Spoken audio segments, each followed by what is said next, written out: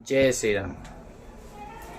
मित्रों, मैं आज महापुरुषों के द्वारा बताई गई जीवन शैली के बारे में आपसे चर्चा करने के लिए उपस्थित हुआ हूँ।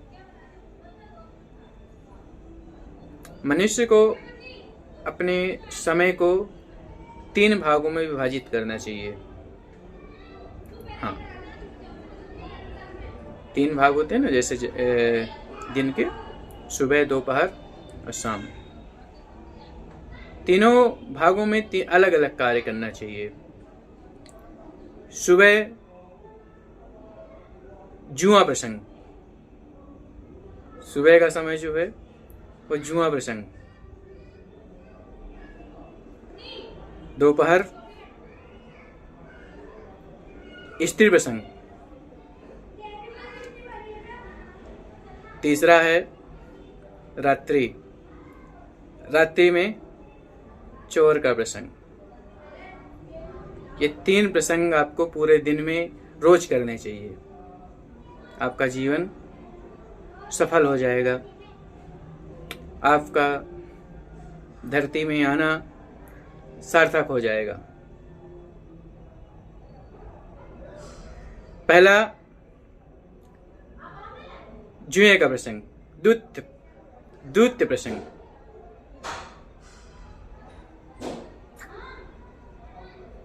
मतलब महाभारत का प्रसंग।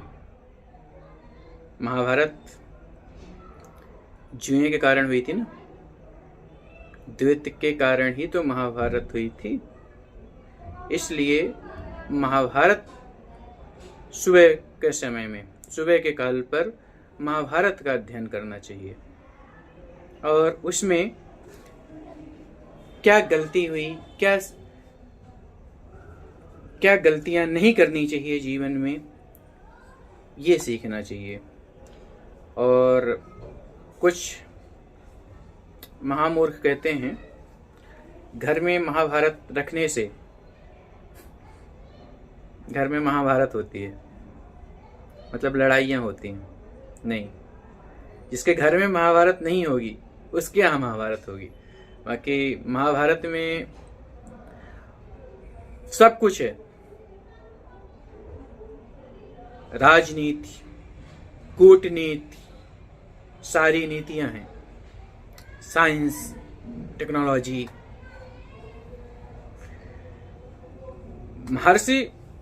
महाभारत के रचयिता महर्षि वेदव्यास कहते हैं कि महाभारत के आखिरी में कि जो महाभारत में नहीं है ना, वो आपको कहीं भी नहीं मिलेगा। इतनी बड़ी बात बोल दी है उन्होंने। जो महाभारत में नहीं है, चाहे वो राजनीति हो, चाहे कूटनीति हो, चाहे अर्थनीति हो, चाहे आपकी साइंस टेक्नोलॉजी हो, कुछ भी, मतलब जो भी महाभारत में नहीं है वो आपको कहीं पे भी नहीं मिलेगा। दूसरा है स्त्री प्रसंग। हाँ, स्त्री का प्रसंग दोपहर में होना चाहिए। दोपहर काल में स्त्री का प्रसंग करें। स्त्री प्रसंग, स्त्रियों में स्त्री प्रसंग मतलब स्त्रियों में जो अग्रणी हैं, सर्वपूज्य हैं, माता जानकी, माता सीता। माता सीता का चरित्र कहाँ पे है? रामायण में। मतलब रामायण का अध्ययन करना चाहिए, रामायण के बारे में पढ़ना चाहिए, रामायण से सीखनी चाहिए। स्त्री चरित्र इसलिए कहा गया क्योंकि रामायण में, मेरे नजरिए से मैं देखूं या कि बोलूं तो माता जानकी का ही चरित्र वर्णन है। राम जी उनके पति हैं, उनके प्रियतम हैं, तो उनका इसलिए चरित्र चित्रण किया गया है। परंतु असली का जो चरित्र है माता जानकी का है। उसमें बलिदान माता जानकी का है। इसलिए प्रधान नायिका मैं रामायण में माता जानकी को मानता हूँ।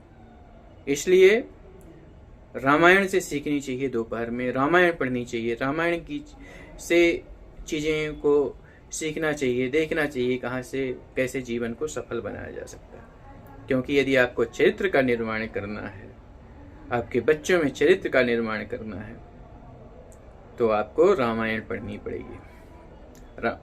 राम जैसे हर किसी को बेटा चाहिए, बेटों में सबसे उत्तम बेटा राम, भाइयों में सबसे उत्तम भाई राम, पुत्र में सबसे उत्तम पुत्र राम। तो यहाँ पर आपको रामायण से चीज़ें सीखनी चाहिए और रामायण के द्वारा आप अपने जीवन को सफल बना सकते हैं।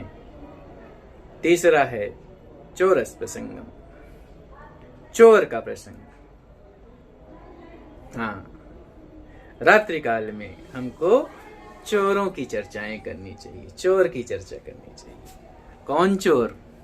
वही चोर जो हमारे जन्मों के पाप को चुरा लेता है, वही चोर जो गोपियों के वस्त्र को चुराए लेते हैं, वही चोर जो माताओं के माखन मिश्री चुरा लेते हैं और हमारे जन्म जन्मांतर के पाप को चुरा कर हमें निरपराधी बना देते हैं। ऐसे वासुदेव श्री कृष्ण का अध्ययन हमको रात्रि काल में करना चाहिए। सायंकाल या रात्रि काल में हमको कृष्ण जी लीला के बारे में अध्ययन करना चाहिए। तो इस तरह से हमारे जीवन को सही दिशा देने के लिए, हमारे जीवन को सार्थक बनाने के लिए अपने समय को 3 भागों में विभाजित करना है और तीनों के हिसाब से चर्चाएं करनी है, जीवन में उसको अवतरित करना है। यदि तीनों चीज़ हम कर लिए तो हमारा जीवन सफल हो जाएगा। जय श्री राम। मिलते हैं कुछ रोचक तथ्य के साथ अगली वीडियो में। तब तक स्वस्थ रहिए, ईश्वर का भजन करते रहिए, गुणी बनिए और सबकी सेवा करते रहिए। जय